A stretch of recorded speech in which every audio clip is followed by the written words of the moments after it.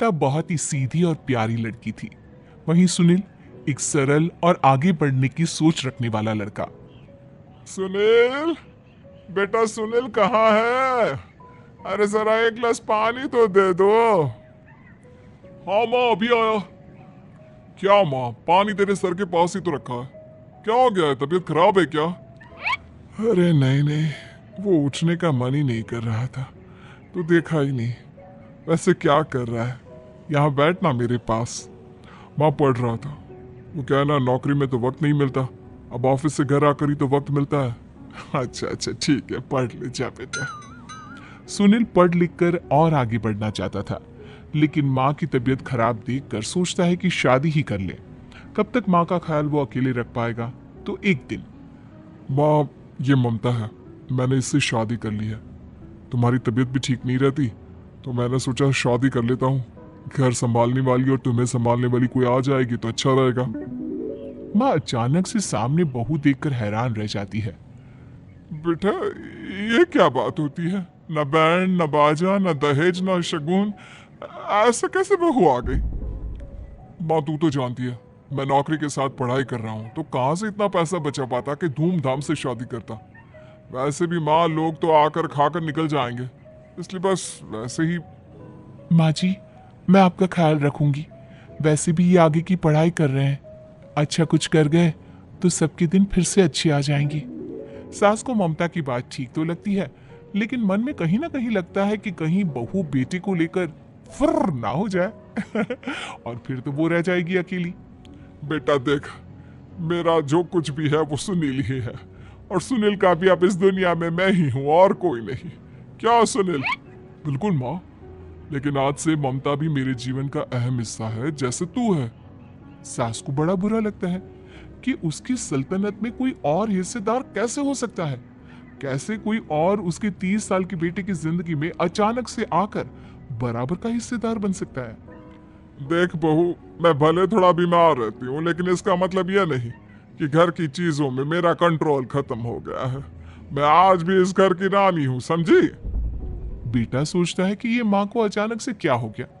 कल तक जो माँ कहती थी कि जिंदगी का कोई भरोसा नहीं, वो अचानक से जंग के मैदान की झांसी की रानी कैसे बन गई? माँ क्या हो गया है? सब ठीक है ना? अचानक कैसी बात कर रही हो? ममता का आज पहला दिन है, स्वागत करो उसका। आसपास की आंटियों को बुलाओ, नई दुल्हन की मुंह दिखाए करवाओ। खैर, सास सास होने का फर्ज निभाती है और बाद में एक सहेली के साथ बाहर निकल जाती है। क्यों री, बताया नहीं कि बेटे का ब्याह कर रही हो? वैसे तो सारा दिन हम ही में घुसी रहती हो। अरे मुझे भी तो अभी पता चला, यूं अचानक सर पर लेकर आ गया। कहता है बहू है माँ तुम्हारी।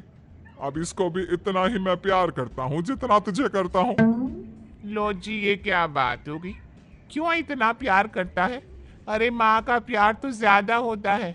अब उसको तो कोई दूसरा पति मिल सकता है, लेकिन तुम ही बताओ, क्या माँ की ममता किसी और की हो सकती है?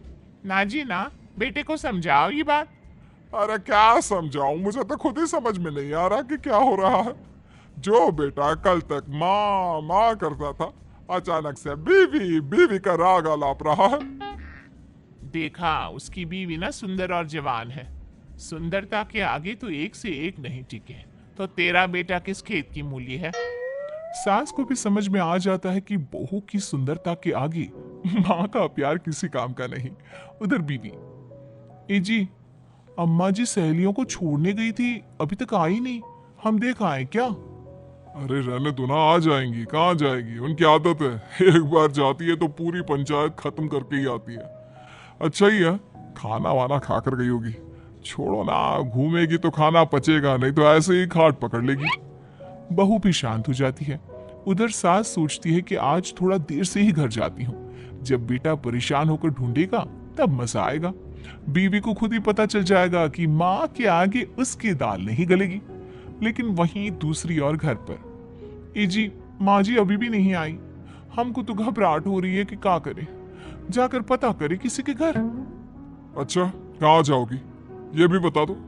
पहला दिन है तुम्हारा इस घर में, और एक ही दिन में मोहल्ला छानोगी क्या? हाँ, तो आप भी तो नहीं जा रहे हैं ना, हमको फिक्र हो रही है। अरे यार, ये रोज का है अम्मा का, खाओ और सो जाओ। बस फिर क्या था, बेटा बहू खाना खाते हैं और कमरे में सोने चले जाते हैं। उधर जब सास को कोई देखने नहीं आता तो वो हार कर घर आ जाती है, जहां वो देखती है कि सारे घर की लाइट्स बंद है। सास को गुस्सा आता है। बहू, ममता बहू कहाँ हो? लेकिन सारे दिन की थकी बहू को ऐसी नींद आती है जैसे किसी ने भांग की गोली खिला दी हो। वो तो नहीं उठती। उठकर आ जाता है बेटा। क्या बात है अम्मा, काहे चिल्ला रही हो? अरे सो जाओ ना, सुबह की थकी है बहू, वो सो रही है। जोर से बोलोगी तो नींद खुल जाएगी उसकी। माँ को गुस्सा आ जाता है। फिलहाल तो सो जाती है, लेकिन मन ही मन ढेर सारा जहर बहू के लिए भरा होता है। सुबह बहू चाय बना रही होती है कि सास धीरे से गैस तेज कर देती है, जिससे चाय का बर्तन जल जाता है। और जैसे ही बहू चाय का बर्तन उठाती है उसका हाथ जल जाता है। मेरा हाथ जल गया। वो जोर जोर से चिल्लाकर इधर उधर भागती है कि सास थोड़ी देर में उसके हाथ में पानी डाल देती है। हाय रे बहू, क्या कर रही हो? पहली बार रसोई छुई हो क्या? सासू मां गलती से गैस तेज रह गई थी और बर्तन जल गया, जिससे मेरा हाथ जल गया।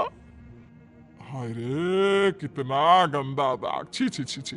मुझे तो उल्टी आ रही है तेरा गला हुआ मांस देखकर। तू ना मुझे अभी साथ से खाना मत लगाना। बहू भी खुद का हाथ देखती है तो उसे भी रोना आ जाता है। कुछ दिनों के बाद सास की सहेली आती है, बहू चाय बनाकर लाती है। उसके जाने के बाद सहेली कहती है, बहू की सुंदरता ऐसी है कि कोई भी दीवाना हो जाए। वैसे तेरे बेटे का क्या हाल है? अरे वैसा ही है, बहू के पीछे लट्टू। क्या करूं, कुछ समझ में नहीं आ रहा। मैंने तो बहू के चेहरे पर दिवाली के पटाखे की चक्री फेंक दी, उसका पूरा चेहरा जल गया। अब देखो ना रही सुंदरता, और ना ही अब मेरा बेटा उसे पूछता है। अरे अब तो वो उसे छोड़कर दूसरी भी देखने को बोल गया है मुझे। बहू सारी बात सुन रही होती है। आंटी एक बात बताइए, क्या भरोसा है कि दूसरी सही आए और आपके अनुसार रहे? देखिए आंटी, मेरी सासू माँ को गलत बात सिखाने की जरूरत नहीं है। हमारा परिवार साथ में खुशी से रह रहा है। देख बहू, मेरी सहेली की बेइज्जती ना कर, वही अच्छा रहेगा तेरे लिए, समझी? बहू नहीं मानती है। वो बार बार उनकी सहेली को घर से निकल जाने को कहती है। तभी सास की सहेली पास के चूल्हे से लकड़ी लाकर बहू के चेहरे पर लगा देती है। बहू जोर जोर से रोने लगती है। अरे ये क्या कर दिया? मैंने कहा किया, ये तो तूने किया। तू ही नहीं चाहती थी कि बहू बेटे के साथ रहे, भला मैं क्यों करूंगी?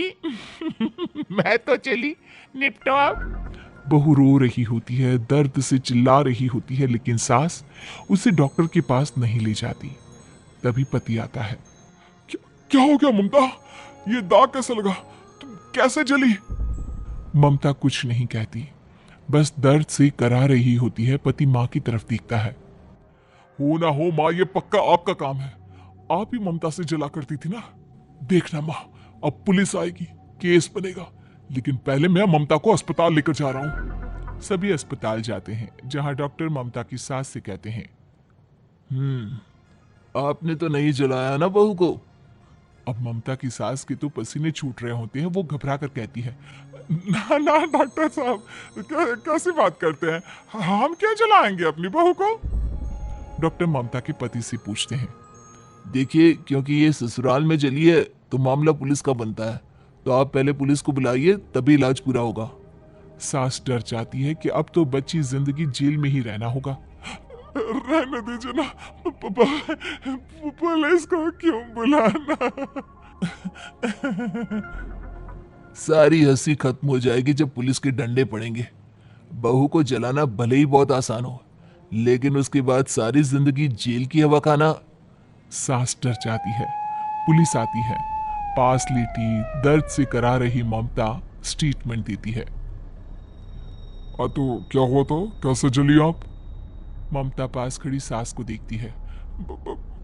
बेटी बताओ, कैसे जल गई तुम? ओए, काका किरण वाली शाहरुख, चुप, बिल्कुल चुप। सास चुप।